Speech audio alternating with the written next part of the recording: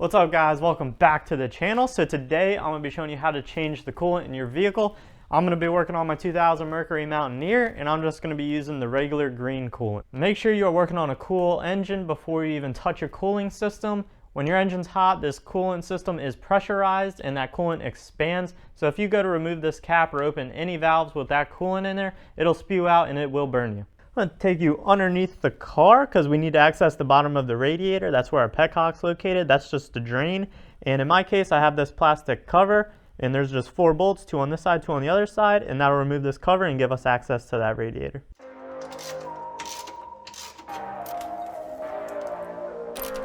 Now while I'm taking this plastic cover off, I'm going to mention something that's extremely important. Check in your owner's manual and make sure that you're putting in the same type of coolant that came out of your vehicle. You do not want to mix coolants. They gum up when you mix them and that will end up clogging up your radiator and clogging up your whole cooling system, causing your engine to overheat, and that is just bad news.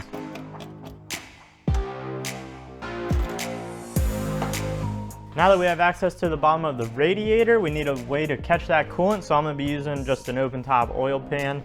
And this probably isn't going to be big enough to catch all the coolant, but I can fill this up, close that valve, and then I'm going to be dumping the coolant that's in here into these jugs I have laying around. We are underneath the vehicle now, and this is the passenger side of the radiator. This is that petcock, the valve I was talking about, and then this is the drain. So we're going to loosen this plastic part here, and then all that coolant in the radiator will drain out of there.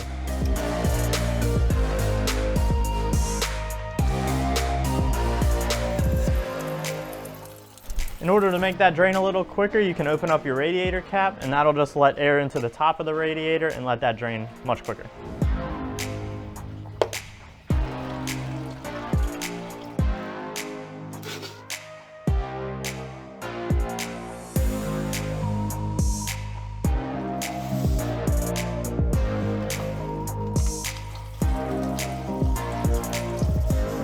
Now that we drained all the coolant out of that radiator, I'm going to go ahead and close that petcock. Now this thing's just plastic, so you don't need to really wrench on it, just get it nice and snug. Now you should probably dispose of this stuff. Do not just leave it outside. It is very sweet. Animals like to drink it and it's toxic, so it will harm them. Now that we got that radiator completely empty, you want to check and be sure that your reservoir emptied as well. Mine drained out with that radiator, so I'm good to go there. Now if your coolant didn't drain out of this reservoir, you can use a turkey baster. This is just a real cheap turkey baster I got at the grocery store, and you can just remove the coolant that way. With everything drained, we can now go ahead and fill the system back up. In order to fill up the coolant, I just take a funnel and I put it right where that radiator cap is. And then there's 2 different types of coolants. This is concentrated coolant, so this will get mixed 50-50 with distilled water. And there's also pre-mixed coolant, which is already mixed for you, and that you would just simply put into your radiator. So I'm gonna mix this 50-50, but I'm gonna go ahead and pour it in.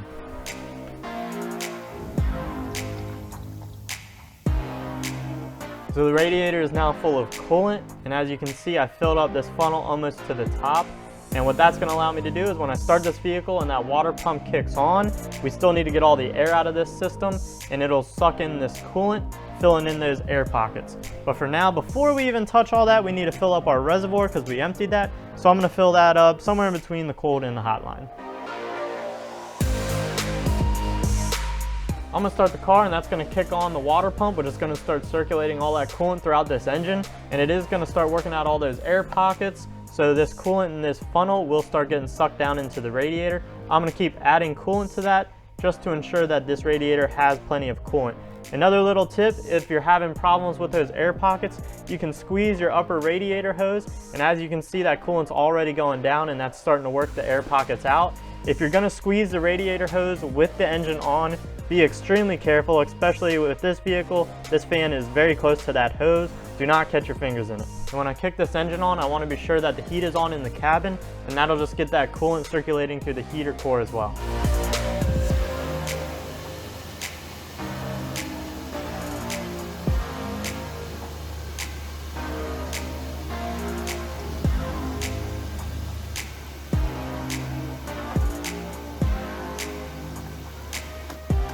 I let that engine run for a few minutes and I don't see any more air coming out of this funnel. That means I got most of it out of that system. I do have some coolant left in that funnel, so I'm gonna try to catch as much as I can just so I don't make a mess, and I'm gonna put my radiator cap back on. And that's all there is to it. This project is done. Now I will keep an eye on my coolant level. I'll watch my reservoir here and just make sure that that doesn't get low, because as I drive this more, it will work more and more air out of that system. Also throw a link down in the description of the tools I use. Feel free to check that out. Don't be that guy. Don't put your labels on backwards. Thank you guys for watching. Make sure you hit that like and subscribe button. I guess I should put this back on, huh?